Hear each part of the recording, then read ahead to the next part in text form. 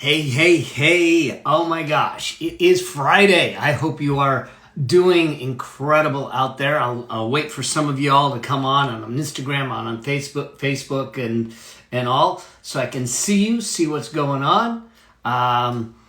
Hey, it's Financial Friday fun. Let's have some fun. Actually, here's what's going on is that I've had the show out. The Affluence Blueprint show has been out now for almost a month that we've been out.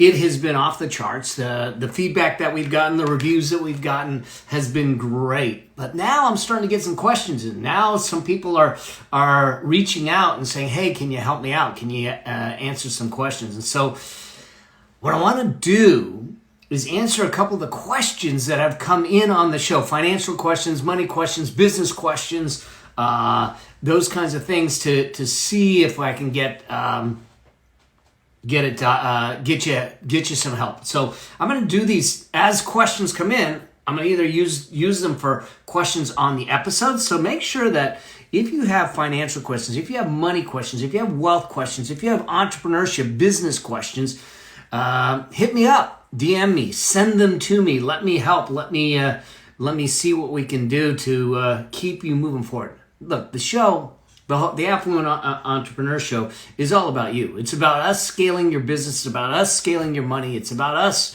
giving you the pathway to financial independence because, as you know, if you followed me for any length of time, you know that I truly believe that financial independence is a birthright. We just need to understand how to claim it. And so, hopefully you have been doing well. I haven't done a live like this for a few days at least, but I've been doing. Yesterday, I actually had to do. I did a keynote for an organization that was 9 a.m. on the East Coast, which meant that I was live speaking 6 a.m. my time, which meant that I was up at 4 a.m. in prep and prep mode and all that. So it's been crazy fun. Next week, just so you know, I'll probably not be on much because next week I'm taking some time off. Next week is a celebration week for Stephanie and I. 10 years married. Oh my God. There was a time in my life where 10 minutes was a long-term relationship, and now we're hitting 10 years. So say hello when you're coming in. Let me know where you're coming in from. Is there a trusted resource you have for establishing a special needs trust? Yeah, you know what? I do have my attorney. Thank you. What state are you in? This says the Ness Brown. So let me know what state you're in. So Norma from New York City is coming in. And those of you that are on Facebook, do me a favor, let me know. There should be a link in here for you to approve the ability for me to see who you are. So when you do a comment, I don't have to call you Facebook user. I can actually call you by your name. All right. So good. So here's the deal. I want to answer some questions. I want to hit up, talk about some questions, money questions, wealth questions, business questions that have come in. Some of them have come in. Some people have emailed me, texted me, sent me DMs, and so I'm going to answer those first. Let's see what you have. Jenny Jones is in the house. Welcome. Be naturally lovely. All right, Michigan. So a special needs trust. Let me see if I have an attorney that I do a lot of work with, and they've taken care of my family for a while, and they may be able to do that for you. So DM me, and I'll try to connect you, and let's see what we can make happen for that. So we got the UK in the house. Gosh, it is. It's evening time there. It's got to be like dinner time. I better not. I shouldn't say this. Don't tell my wife. All right, you're in the UK. Don't tell my wife. But her anniversary gift is a trip to the UK. At least one of her anniversary gifts. She's wanted to go back to London for a long time. We haven't been for years. So that's what she's That's part of what she's getting. So shh, our secret. Don't let anyone know. I gotta make sure that she doesn't see this. All right. All right. So here's the thing. Let's talk about some things. First question came in is this: hey Mel, should I be contributing to a Roth IRA or a regular IRA? Well, this is a great question. So there's some income limitations to contribute to a Roth IRA, but we can backdoor and do all that. So here's the thing. Let me see if I can draw something out for you as we do it. At least those of you on Facebook. We have a tax plan that's going on here. At least it's proposed. Okay, the President Biden's tax plan, and this is not political in any way. This is strictly having to do with the economics of it. Okay, bottom line is that taxes are going to go up. Taxes are going to go up, and they say that it's for people that only make over $400,000, but we don't know whether that people is a single or married. I don't know if it's household or individual. They haven't clarified. There's confusion as to that, but conceivably, taxes are going to go up. So the idea behind a Roth is that I contribute money in, and you can put $6,000 in, and if you're over 50, you can put $7,000 in. I can contribute it in. I don't get a tax deduction today. In other words, I don't save anything today, but it grows tax-free, and I can take that and the earnings out when I retire completely tax-free. So think about this. You get $1 million in an IRA, $1 million in a Roth IRA. When you take the $1 million out of the IRA, you have to pay tax on it. When you take the $1 million out of the Roth IRA, you pay no tax on it. Which one's better? Trick question. But I think you know. So here's the thing. Considering that taxes may be going up and that down the road we may pay taxes, a higher rate of tax, I typically would maximize my Roth if I'm eligible to do so first. So I would maximize the Roth and make sure that I have all that earnings and all that growth. So when I take it out, it's tax-free. That's typically what I would do.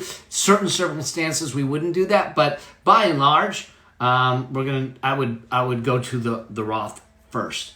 So that was that question. Another question. They're saving that it's a couple, and they asked the question. James he's in Dallas.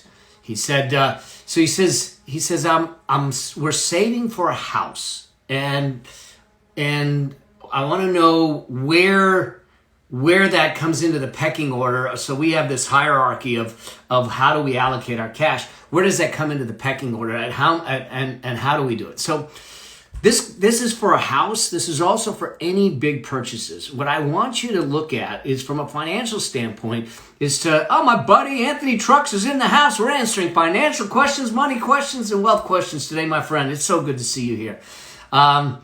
So what we need to think about is when we make major purchases, I want you to think about using what we call a sinking fund process. So what that means is that if I know that I'm going to buy a car, if I know I'm going to buy a house, and I know that I want to buy the house in 5 years, 10 years, or whenever it is, and I know that I need X dollars to jump in, I set up a savings plan to do that. Now, just so we're clear, if you're sinking in credit card consumer debt, I'm going to ask you to get that paid off first before you start going into more debt.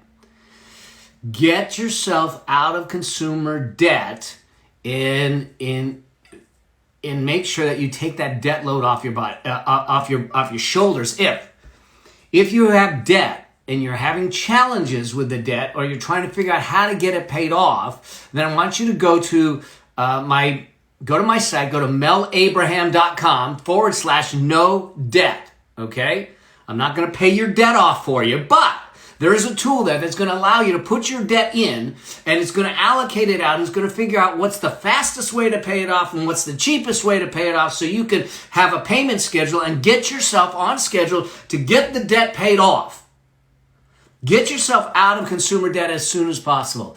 I want to make sure that you have a peace of mind fund. Some people call it an emergency fund, but I want it to be a peace of mind fund. I want you to have the peace of mind that if God forbid something happens, life happens, like it happened with me, you've got something there to fall back on. So most people will say 3 to 6 months. I'm more conservative, especially if you're an entrepreneur.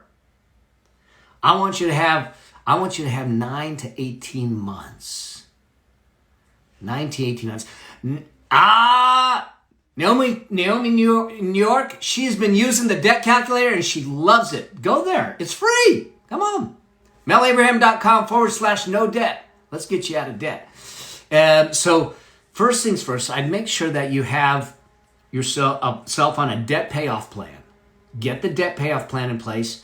Then make sure that with a debt payoff plan in place, you have your peace of mind fund in place. Now I would start allocating money from a savings account into a high yield cash account. Keep it liquid, keep it safe.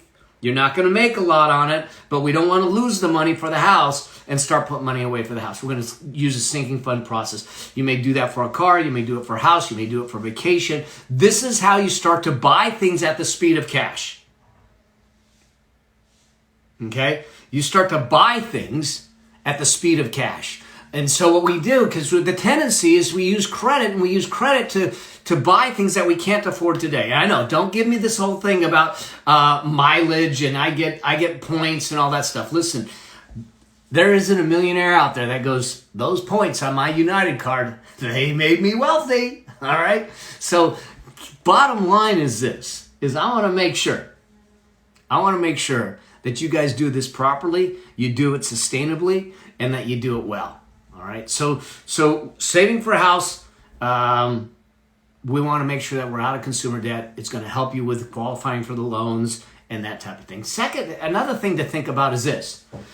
If you're looking to buy a house or you're looking to buy a property, first off, real estate is going through the roof. It's crazy right now. So what I don't want you to do is to get caught into the emotional swing of, oh my God, I'm going to lose this opportunity.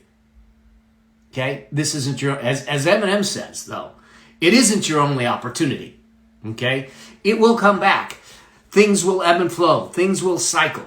Okay, the fact of the matter is that I don't want you chasing things, because if we're chasing things, we're making emotional financial decisions. When we make emotional financial decisions, we make horrible financial decisions. They need to be logical. They need to be sound-based. They need to be thought through. Okay. So here's what I want you to do is that I want you to also, if you have not done this recently, I want you to check your credit report. If you're going to go to buy a house, you need to know what your credit report says. And if the house that you're trying to buy is a couple of years down the road, you have the chance to affect your credit to make it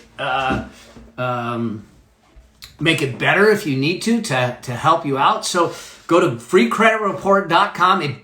You can order your credit report. It does not affect your credit score when you do it. It's not a hard hit. I want you to look at the credit report. I want you to make sure you understand everything that's on there. If there's a mistake or something on there, I want you to get a hold of the credit reporting agencies. There's 3 of them to do that, and start getting the correction in place. Okay, start getting that dialed in, because that's going to impact you. Your credit score will affect the kind of interest rate and the kind of terms you can get on your loan. And don't let a bank tell you can't negotiate your loan terms. Those that know me, everything's negotiable and everything's a negotiation. Okay? I've negotiated my terms on my loan, even though they were published on their website. We got different things. So those are the things that I would do if I was looking at buying a home. And so get yourself ahead of the game. We don't decide to buy a big purchase and then go out and do it tomorrow. We prepare for it.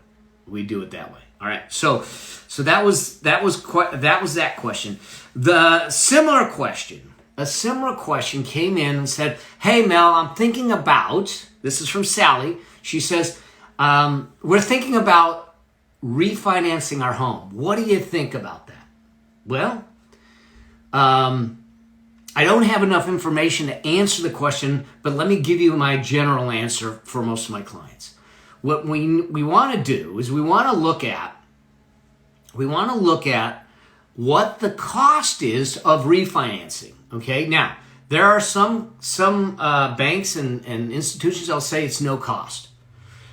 Be careful about it and make sure that what they're not doing is bearing the cost in the loan. If you are refinancing a $100,000 loan, then your new loan will be at $100,000. It's not going to be $105,000 and they say it's no cost. No, they buried $5,000 of cost in the loan. Okay, so it is costs. But my point is that I want you to understand what's the cost of getting into the loan, the new loan. And what's the savings you're going to save at the new rate if you're going to be able to lower the interest rate. There's a couple things to think about here. Is that let's assume that it's going to cost you $3,000 in fees to get into a new loan, but it's going to save you $200 a month. Okay? So in a year and a half time, you'll recover that. So you're going to save $200 a month. That's $2,400 a year. So in a year and a half, you'll be at $3,600 saved. It cost you $3,000 to get in the loan. So in a year and a half time, you've recovered the costs. So hopefully someone's following the math. I know I'm doing math fast for you, but what I'm getting at is this.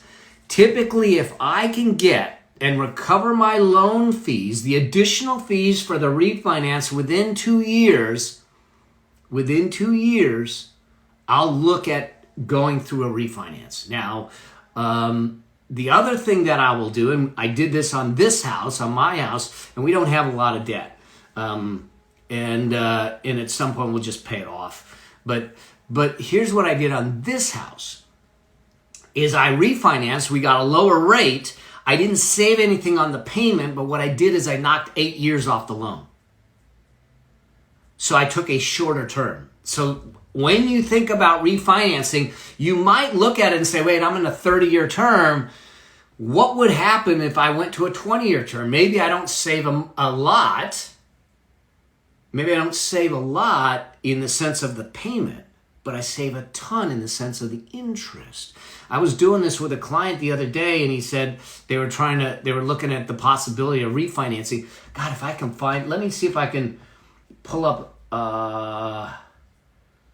the numbers really quickly. So they were refinancing, and I was running some numbers for them on the refinance, and here it is. So if they refinanced, their actual payment would actually go up. It'd go up about $300. So they'd be paying more on a monthly basis to get the loan paid off. But they would pay the loan off 10 years earlier. 10 years earlier. They got 10 years off the loan by paying a couple $100 more a month at a lower interest rate. But here's the big deal, is that by cutting that much off, where's the number? Come on. So by cutting off the loan by 10 years, it saved them $182,000 in interest. So yeah, they paid a little extra every month, but because they shortened the loan, they saved almost $200,000 in interest. Okay? So we need to play the math. We need to play the math of it. When we talk about just a straight refinance, the easy thing is this. I look at the cost of the loan to get the new refinance loan. I look at the savings on the monthly basis, and I look and say, can I recover the costs within 2 years? If I can recover the costs within 2 years, I'll consider going through the hassle of a refinance. Now, that assumes I'm going to be in the house for longer than 2 years. If this is a short-term deal, I wouldn't go through the headache of it, okay? Also, once I know that, then I can start playing with the numbers and say, what happens if I shorten the loan? What happens if I go from a 30-year, because I want my clients in 15 or 20-year loans. I don't want you, or shorter, I don't want you in 30-year loans. Most people only keep their house for 7 years. And that first part, if you keep your house for 7 years and you're paying the loan, most of it's going to interest and you're not paying the principal down. Let's get the principal paid down. Let's build some equity and make it happen. So that's that question on refinancing the house. Hopefully this is helping y'all. Jen Jones, yeah, everything's negotiable. Everything's a negotiation. Hey, Rex is in the house. How you doing, buddy? So good to see you. And all right, so now this next question is a little more complicated, but I'm going to walk through it really quickly. They say, I'm going into business. I'm going into business. What kind of entity should I be? Now, before I say anything, I am not your CPA. I am not your attorney. This is my CYA. I'm not giving specific advice. I am giving general thoughts around this, and you need to seek specific counsel, legal counsel, tax counsel in your state to make sure that it fits for you. But let's just talk some general terms, okay? In general, you've got a couple of different entities. The first type of entity is something called a sole proprietorship. That's the easiest entity. It's the beauty behind it is it's easy to set up. You don't really have to do anything. You can do a DBA, fictitious name statement. It goes on your personal tax return, and that's it. Here's the downside to it. It's on your personal tax return, for one. Two, you have no legal shielding. You've got no protection, no wall up to protect you from anything. Okay? But it's the easiest thing. If we're not sure whether the business is going to take off, if we're not sure that this is going to, you're just starting a side hustle and you're not sure and you're testing it out, you can start out as a sole proprietorship and just leave it there for a little while. Now, once you start to grow, you will want to convert or change entity, probably to an LLC. And an LLC is something that's going to give you protection. It's a separate entity from you, okay? It's a separate entity from you, but it's going to be a little more costly to set up. You need an agreement. You're going to have to file a separate tax return if you have more than one member in the LLC, okay? What we typically want people to do is start with an LLC, and they stay as an LLC until they start to make money beyond $50,000, $60,000. Once they start to get to a point where they're netting $50,000, $60,000, we then typically will convert it to another type of entity called an S corporation.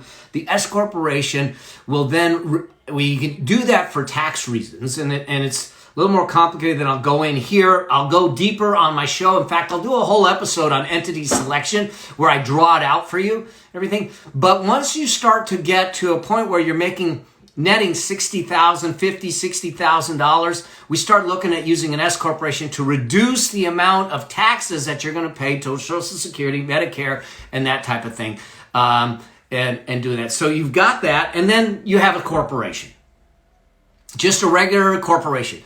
Most businesses aren't running that way anymore because of the tax. The tax structure is too rough. You pay tax at the corporation level, and then you pay tax personally when you take it out. You're paying twice the tax. And trust me, with the new tax plan, if it goes into play, now let me be clear, we don't know whether it's going to go into play. It's just proposed, and there's a lot that has to go through before it's ever going to take hold. But tax is going to go up anyway, so we've got to be careful about how we choose our entity. So first things first, sole proprietor is the easiest, but there is no liability protection. LLC would be the next thing to do. It gives you some protection. It's a little more complicated, but it is a lot more flexible. From there, we would probably convert to an S corporation. Once you start to get legs under your business and you're making $60,000, $40,000 to $60,000 a year, so we can give you a salary, reduce the Medicare or Social Security tax. You have a C corporation that we don't necessarily use because of the tax structure for it. And then you have partnerships. You can do limited partnerships or general partnerships. I don't recommend those right now. Limited partnerships they'll use for real estate sometimes, but now we use LLCs. General partnerships, you have no shielding of liability, and in fact, you're liable for all your partners' liabilities, so we got to be careful with that. So those are entities, but the things to think about is sole proprietor, LLC, S corporation. They're done in that order. generally, and it's specific to your situation. I'll do a full episode. I'll draw it out for you, and I'll give you the pros and cons and specifically what you need to do. So those were the questions that I had from the show that have come in. Do me a favor. Here's the deal. I want to keep answering questions for you. I want to bring some of you on and coach you, help you. Let's work through some things. Let's keep things rocking and rolling. So DM me, send me some notes, send me your questions, get in the group, get into the Affluent Entrepreneur Facebook group. Let's have a dialogue there. Send me some DMs. Let's do this thing.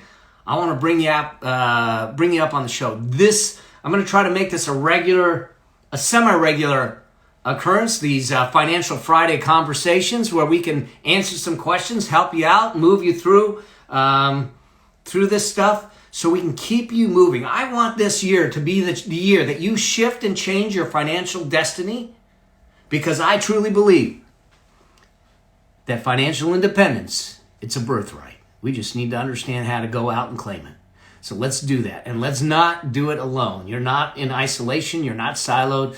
I'm with you every step of the way, and so is the whole community of affluent entrepreneurs. We're going to get you off the treadmill. We're going to put you out in affluence, and not opulence. Opulence is something else.